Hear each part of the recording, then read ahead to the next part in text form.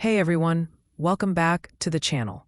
Today we're diving into something that's caught the attention of economists and international observers, the Kenyan shilling stability. Before 2022, the exchange rate sometimes went as high as 160 shillings to the US dollar. But since then, it's dropped and stayed around 130, and it hasn't moved much. So what's happening here? Let's unpack it. Normally, exchange rates fluctuate based on market forces. Things like supply and demand for foreign currency, exports and imports, or investor confidence. So when a currency stays unusually stable, it often means the central bank is actively working to keep it that way.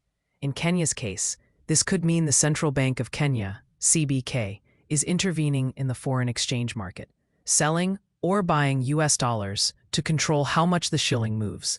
Here are some possible things that might be happening behind the scenes. Foreign exchange interventions. The CBK could be using its foreign reserves to sell dollars and support the shilling's value. Tight monetary policy. By keeping interest rates high, the central bank attracts foreign investment, increasing demand for the shilling. Import controls or dollar supply management. Limiting access to foreign currency or controlling how banks trade dollars can also reduce volatility. But while this kind of stability might seem positive at first, it also raises important questions and risks. Even international institutions like the IMF have expressed caution.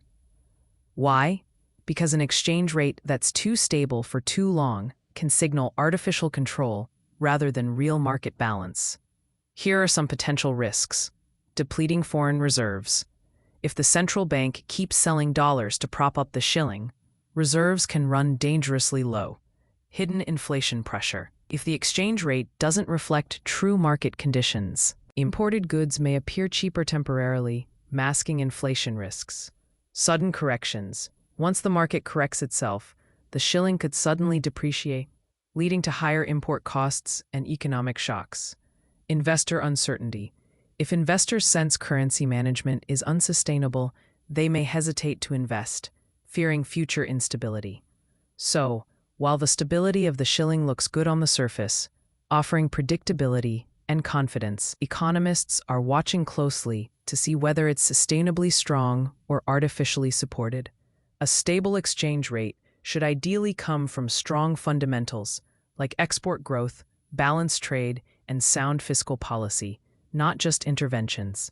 If you found this breakdown helpful, make sure to like this video, follow, and share it with your friends who love learning about what really